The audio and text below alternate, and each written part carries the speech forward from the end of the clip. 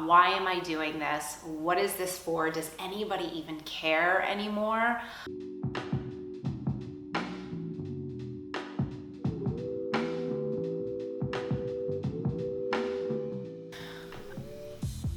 Okay.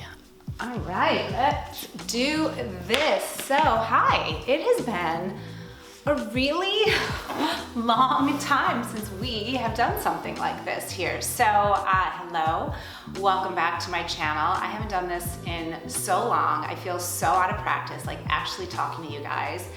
And I really missed you. So I posted on Instagram a couple days ago, asked me anything, and I got a bunch of responses. So I have my phone here with some of your responses, and just really wanted to talk about a lot of things. There's been so much going on, and I truly feel like this entire year of 2023, I haven't even had a chance to really sit down and talk to you directly like this in more like long form content to let you know what's been going on. So first of all, thank you. Thank you for just being here. I really believe that our YouTube family is the best, and I so appreciate you, and thank you for being with me for so long.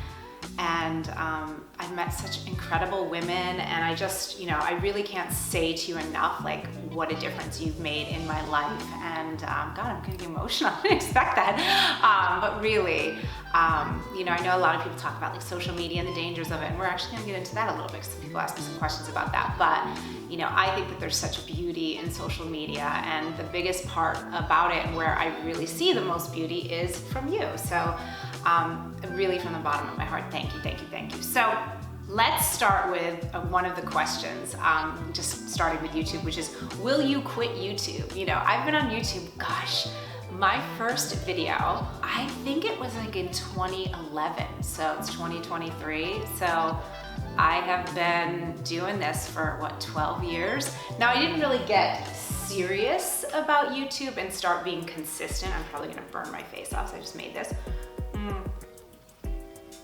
Yes, that was accurate. I just burned my face off. I didn't start being consistent with YouTube, I think, until 2023. So let's say for the last 10 years I've been on YouTube. I'm now 48, crazy. So I've been doing it for a really long time. I don't know, gosh, social media has changed so much. And last year, I really put a lot more focus on Instagram and on Reels. And I love making short form content, but I also love the intimacy and ability to do more like long form content too. So will I ever quit YouTube? There have been many times where I thought, why am I doing this? What is this for? Does anybody even care anymore? And that's really, I think that's a really normal thing as a creator. So if you're a creator out there and you're going through that, or maybe you're just getting started, that's a really common feeling when you first get started, is like, who's gonna care about this, right? And I understand what that feels like. I just always think it's more important to do it for the love of you. Like, what is it that you're trying to say? What is the message that you need to get out there? I started on YouTube because my goal was to reach more people, to help more people, and I knew that I couldn't do that in just my Pilates studio. I could only train 4 people at a time when I owned my own studio. So this chair is moving and it's freaking me out. So it does slide. I keep feeling like I'm moving. Anyway, so reaching more people was one of the things that was so important for me. And YouTube was a platform, where I first started getting that feeling of being able to connect with people like you. So yeah, there are definitely times where I'm like, I feel like, should I quit? Do I want to quit? Like, is this for me anymore? It's a really, really normal thing. So absolutely, I've had those moments, and certainly in the last year, especially just being a mom, it's hard to juggle all this stuff. But then I just go back to like the love of what I'm doing and why I do it, and connecting with all of you and how much that matters. So I don't see myself quitting at any time. I just see, I always want to hear from you, and that's like one of the biggest things. It's like, when you feel like you're speaking to no one, it's hard to sort of know like what's landing. Obviously you can look at like data and analytics and stuff like that, and I'm a total nerd, I love that. But you know, when I get comments from you, and even though sometimes on YouTube, I will say, admittedly, I'm not that great. I try my best to really respond to comments. I think I'm a little bit better on Instagram. I'm just a little quicker on that. But, you know, hearing from you, like what you like, what content you want, things like that, that really makes a huge difference. So I don't see myself quitting at any time. I definitely see, and there have been changes of how I'm doing my regular content, you know, lately, as of late, and truly because it's just easier for me, to be totally honest, is sharing the snippets from Total Body Transformation, which is a program I absolutely love and I'm obsessed with, and it just makes it a little bit more time saving for me to just kind of create content and then sort of repurpose it. Mom hack, total mom hack there. So I don't know. So no, I'm not quitting YouTube. Someone also asked me, are you starting a podcast? So I don't know if I should tell you this. I've been thinking about it for a while. It's been something literally for years that has been on my mind. I personally love the medium of podcasts. I love the intimacy of just being in someone's ear or someone else being in my ear and just being able to take a walk with that person and listen to them. So it's definitely something I've been kicking around.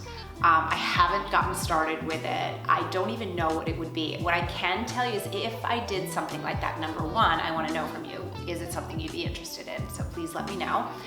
But also, I want it to be different. I would not have it just be about fitness. Like 100%, I would not do a podcast like that. I'm getting hot. Why am I so hot?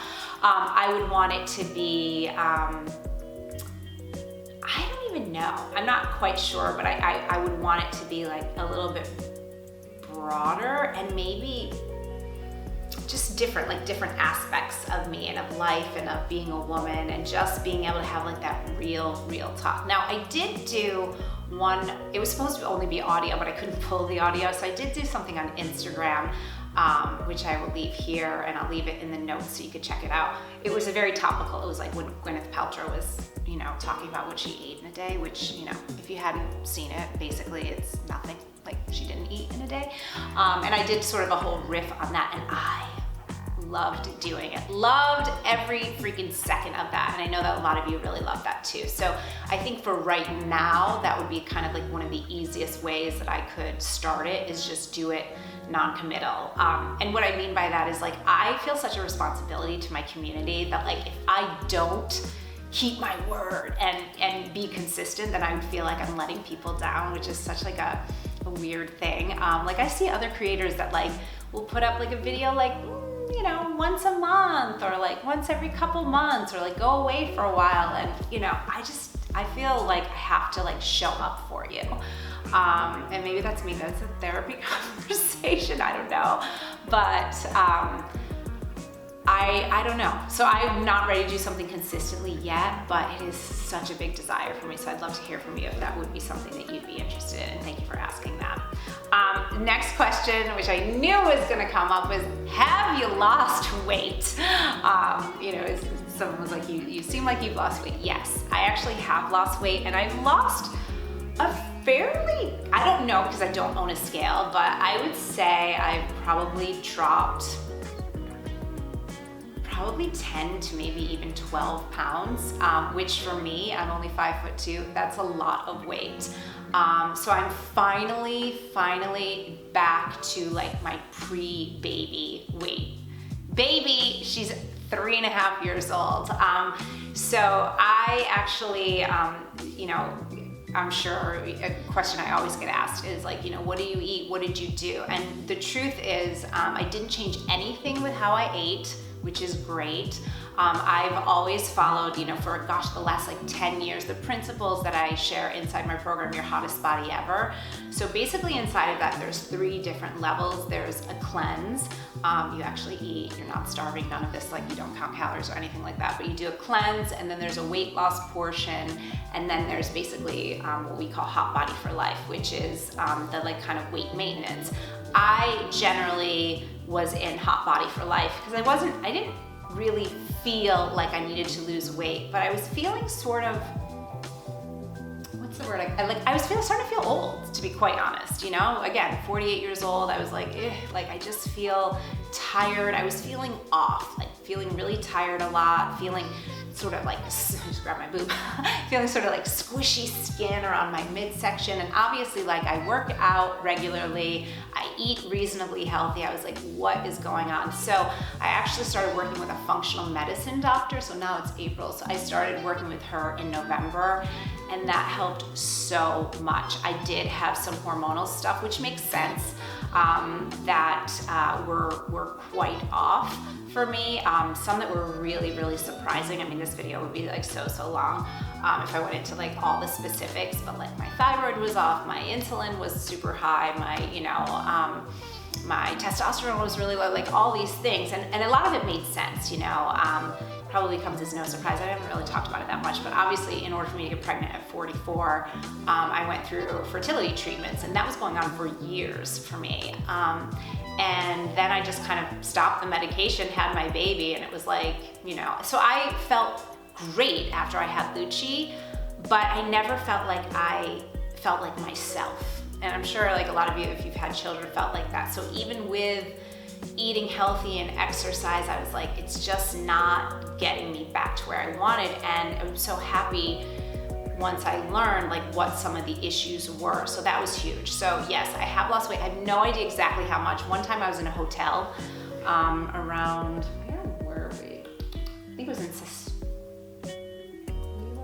it was like in February, so it was like a couple months ago, and there was a scale in the hotel until my daughter figured out there was a scale. She didn't know what it was, obviously she's only 3, but she saw me step on something and was like, what is this? This is a game. And then we had to hide it from her because we were like, you're gonna break the scale. I digress. But I weighed myself, and I was like at my pre-baby weight. So yeah, so I have lost weight. I feel great. I don't want to lose any more. I feel really energetic. It's sort of like, the one bad thing when you lose weight is like a lot of my jeans are like kind of loose in the waist and stuff like that, so they're not fitting the way that I want them to. But that's okay, just find a good tailor. So yes, I have lost weight. No, I don't want to lose anymore. I have absolutely no idea exactly how much weight I lost, but I think it's somewhere around 10 or 12 pounds. And it's funny because a lot of people are like, oh my God, like you didn't need to, like I never thought you needed to. And it's like, I didn't, right? I'm just naturally like a smaller person, but I never felt like I'd gotten I never felt like myself after I had my baby, and even more than the weight, it was in every other way. So highly recommend, especially, after 40 or after having a baby, like really getting your hormones like really checked. It's something I'm very passionate about, and obviously like one of the simplest things that you can do is, eat healthy, specific kinds of exercise. This is something that I talk about in my masterclass, which I will link here as well. We dive into this a bit about like certain kinds of workout styles that are really, really important, especially from a hormonal perspective. But all the things that I was doing, it wasn't making a difference. So I'm just so happy that I made this investment in myself, and wow, what a payoff. And I just feel like I'm a better mom, I'm more patient, like all of these things, because now I'm more regulated, if that makes sense. So, great. All right, best piece of advice. Oh God, what is the best piece of advice I've ever been given? It's really just, like to just not focus on like what other people think. Do what you want from your heart. It sounds so cliche, and I know it's like so cheesy and so cliche, but like the truth is, like, everyone's gonna give you advice. I've learned this in business. Like when I think about like what some of my biggest successes are, it wasn't even from like what like a business coach or an expert or something like that. It was always like ideas that came from me, from my heart. So I think, one of the best pieces of advice is to really connect with yourself and follow like, what do you love to do? What brings you joy? And really move in that direction. Like starting Total Body Transformation, that's my fitness membership and system and community. Like that was my idea. No one was like, hey, you should do this. It was like, I literally was like, I want to make a bigger impact. I want to help more people. How can I go deeper? That I can even go on YouTube, but also like give more structure and support. And that was like why I created that.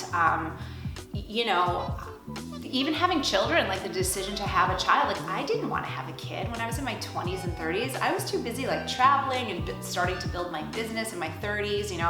in my 20s, I was just like partying, you know what I mean? I was, it was just like being young and enjoying my life. And then in my 30s, it was like, I started my business, I started making some money, I started just traveling and then in my late 30s, I met my husband. So it's like, there's no, especially for younger people, there's no like path that you need to follow. And I know especially women in their 30s, they put so much pressure on themselves. Like, I should be married by now. I should have a child. That's not, is that really true? And that's not the story for everyone. So I think really just like honoring your heart, your life, what makes sense for you. The topic of childhood, one of the things that I wanted to share with you was, like how parenting is. That was one of the questions, is like, how do you feel? There's so many questions here. How do you feel about being a mom and like doing it later in life? Best decision ever for me was doing it later in life, because I would have been a really crappy mom if I had done it earlier. 100%, because I wasn't focused, and I don't think I would have had the patience that I have now, which I think is hilarious because I'm historically one of the most impatient people in the world, but like having a child like forces you to just be patient, and it's funny because, my friends, a lot of whom do not have children, are like, oh my God, how are you so patient? And it's like, well, because I love her, like let's start there. I love her.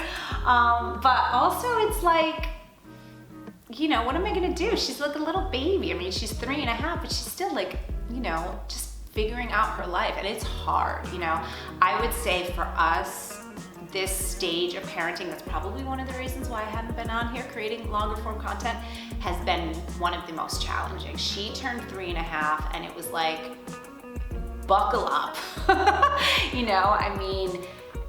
She stopped sleeping. That's like one of the biggest changes. So that's been really hard since January, where it's like she used to sleep just like 12 hours. I'd like get her to sleep, leave her room by like 7:30, 8 o'clock, and like not a peep until like 7 o'clock the next morning.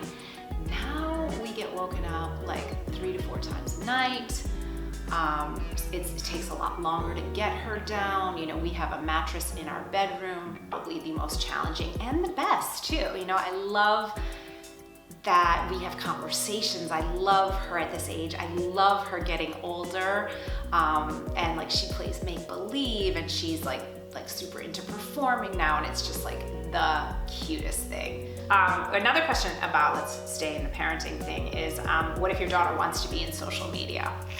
I really hope she doesn't. I feel like with her personality right now, she'd be a great attorney.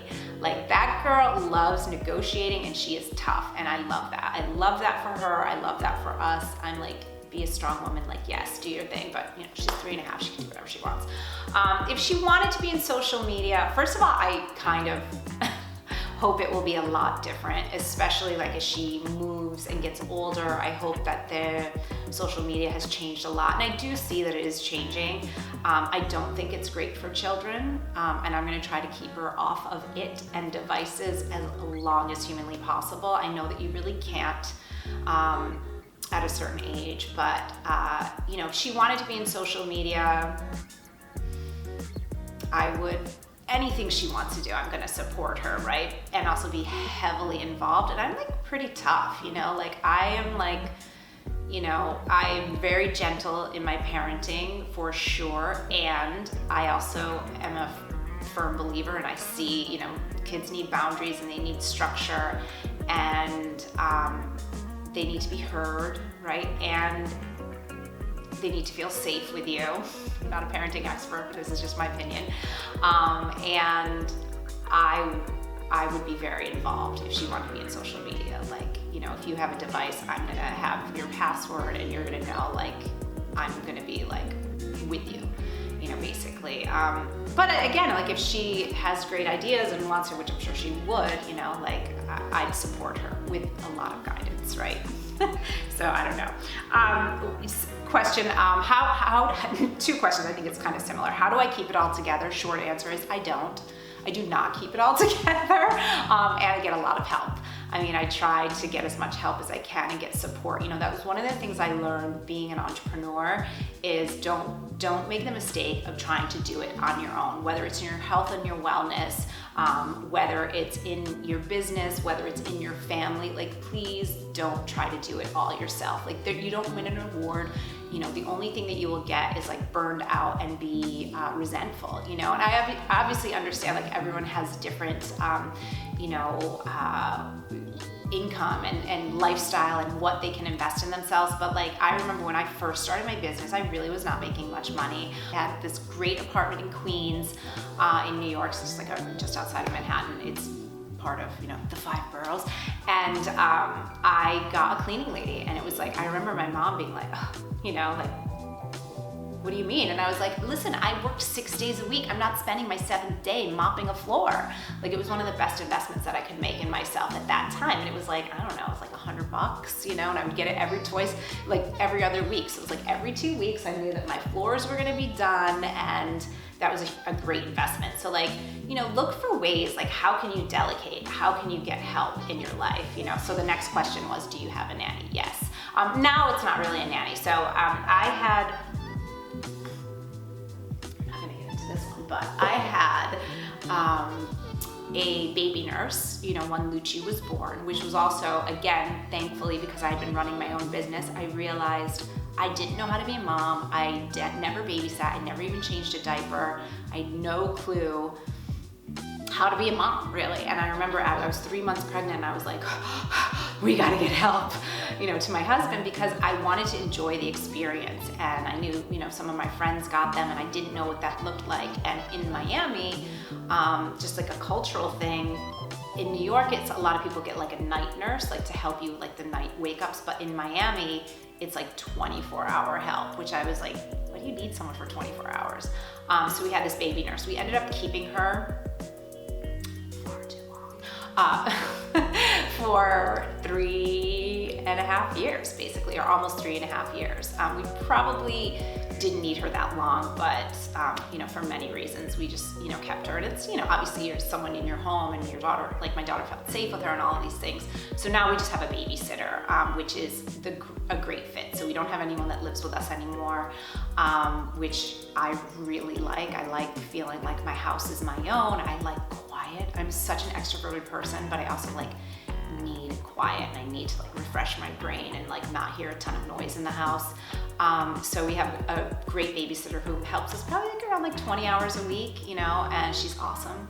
My daughter loves her, I love her, and it's been a really good fit for us. And you know, and that will probably change, you know, that's one of the things that like parenting has taught me. It's like you can't hold on to things so tight, and that was one of the reasons why, you know, the person that helped us before, we kept her for a really long time, because I was just afraid to make the change. That is a pattern I have in life, which I am just putting this out there that I would like to break.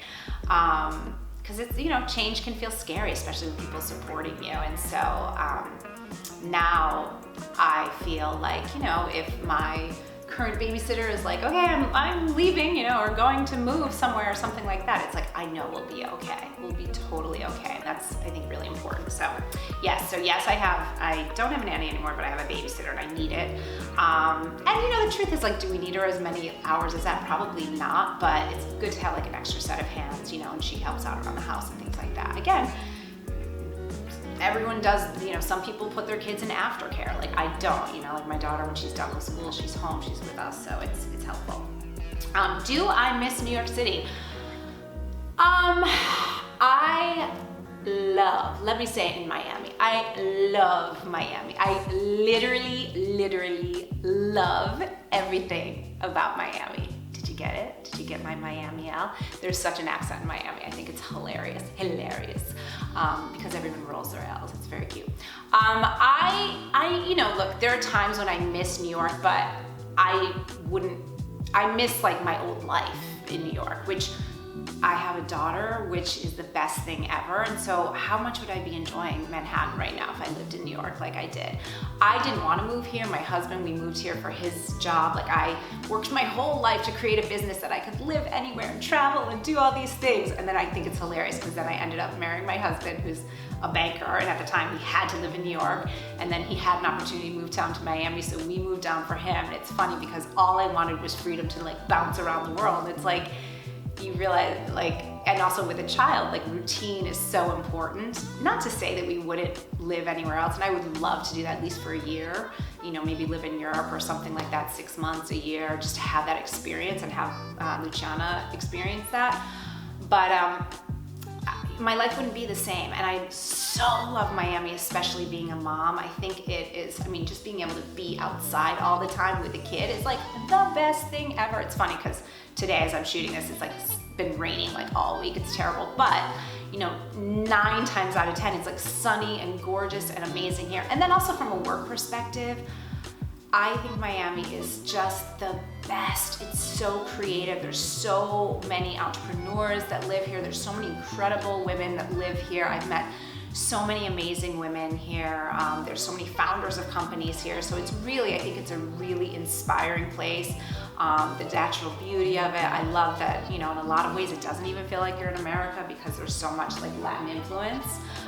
So yeah, I am team Miami, like all the way, like all the way. And I think that the more, there's been so many, like a lot of my friends are not from here. I have a couple that are from here. Some of the moms that I've made friends with my daughter's school. But most people are from somewhere else. And I love that about it because you get this, it's a very global city. Best decision we ever made was moving to Miami, and I was like the quintessential New York City girl. Hair tips. Thank you. Okay, first of all, I won best hair in high school. Nicest hair. So I've always been sort of a hair gal, which I think is hilarious because I don't really know how to do my own hair, I don't think, very well. So hair tips, I would say Dyson Airwrap all the way. Yes, I get it that it's expensive. But honestly, I've had the same one for years, like now I think maybe 4 years. So it's like worth the investment. I love it. I think it's just such a great thing. So that's a good tip. I don't wash my hair a lot. I mean, mostly because I'm lazy. But also I try to wash my hair like once, max twice a week. It takes a while for your scalp to get used to that, so you'll kind of get greasy. And I do get like dry scalp, like my hair gets kind of dirty. So I use apple cider vinegar or grapefruit seed extract, and I'll add it to my shampoo, and that helps my scalp to like feel healthy. I don't color my hair anymore. That's like, okay, so pandemic hit, I have a lot of gray hair, my roots, and I couldn't get my hair colored, so I used box dye. And so what is it, $15? And that's all I do. I only do my roots. I have not gotten my hair highlighted in years. I don't put any of the color though on my hair. So I literally, I only do the roots and that's it. And then, I don't know. So I don't know if it's like the sun or what, because the root color is darker. Like I dyed my roots darker, but then something about the light gives it dimension. And I remember years ago when I first started doing it, then I would kind of rinse it all over. My hair almost looked brown, which was weird. But yeah, so I don't know. So those are like some of my hair tips. Also blowouts. Like I have a membership to like one of the blowout places here in Miami, and it's great. Like especially as a mom, it gives me like, 45 minutes, like I'll sit down, sometimes I'll edit a reel on Instagram or like go through emails and someone else is doing my hair. And I used to think, oh, I don't like blowouts, but the key for me is that my hair ends up looking like Rachel from Friends. If someone puts like volume in it, and that's not a look I like, so I always say 0 volume, don't give me any volume. So yeah, hair tips, don't wash your hair that much. Get the Dyson Airwrap. Try to use like natural products too. And then if you have gray hair and you have light hair like me, box dye for your roots, and then see how it works. It might not work for you. Talking about beauty, and then I have like the worst manicure ever right now. Best compliment I've ever gotten. Oh, I love this so much. I really thought about this, and it was actually from someone So I had a VIP day here in Miami, and you know, on occasion we do those, and it's so fun to like meet someone that, you know, has either been a student of mine or maybe in TBT or, you know, just in my community. It's like the best thing ever to actually meet in person. And, you know, we spent an entire day together, and we went to my members only club in Miami, and, you know, we did a beautiful lunch, and then we did a dinner out. It was like the best thing ever. And she said to me, and Laura, if you're listening to this, it was you. She said, you know, you're often told don't meet your heroes, but she said, you're exactly the same. And I'd never met her before, but she'd done like several of my programs over the years, and someone that like I knew her name, I knew her picture, you know, but like we never actually met in person. And that was like truly one of the sweetest comments I've ever gotten. And it really touched me, because that's really, I know that so many people can be so fake, right? And you know, I love Miami, but I feel like a lot of people can be like, hi, oh my God, we should get together. And then it's like nothing happens, and I don't love that. And just to hear like you're the same, like you are, like what you present is really who you are, that really touched my heart. So that is probably the best compliment I've ever been given, and I really appreciate it, and it just warms my heart. So yeah, I'm legit, like this is how I am. If you're sitting down, this is how I am. What makes me the most angry? I debated talking about this one. I debated answering this. So again, I'm not gonna get into politics here. So I believe people can have different opinions on things, and so it's really two things. School shootings make me the most angry. I just feel like there is a way, especially in the United States, I know we have a global community, but that something can be done. You know, as a mother, I think it's a disgrace, and I think it's terrible that it happens so frequently that we don't even talk about it anymore, or as much as we should, and that it's just become a normal part of being American, and I hate that. And it makes me really, really angry. So that is something that makes me the most angry. And then one of the other things, because I was like, oh, should I even say that, is I get so pissed when people give me the like stay in your lane comment. You know, like you shouldn't talk about it. It's like, I'm a human being with opinions, have lived 48 years. Like, guess what? I don't only talk about doing freaking bat wings exercises, you know?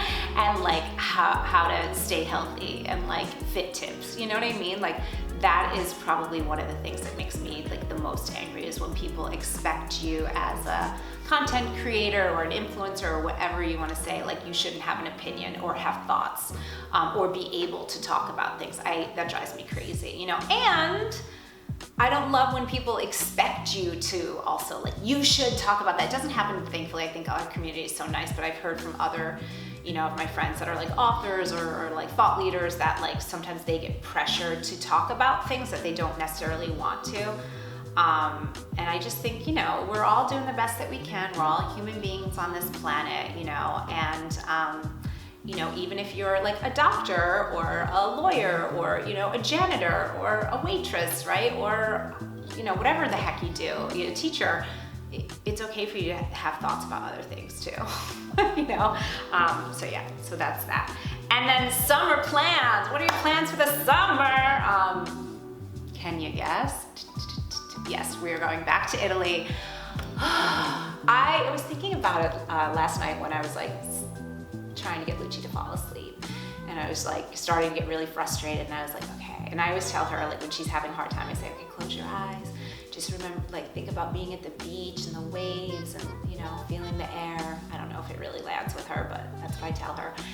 And I was doing it, you know, and I was like, you know, I've been going to this same town in southern Italy now for almost 20 years.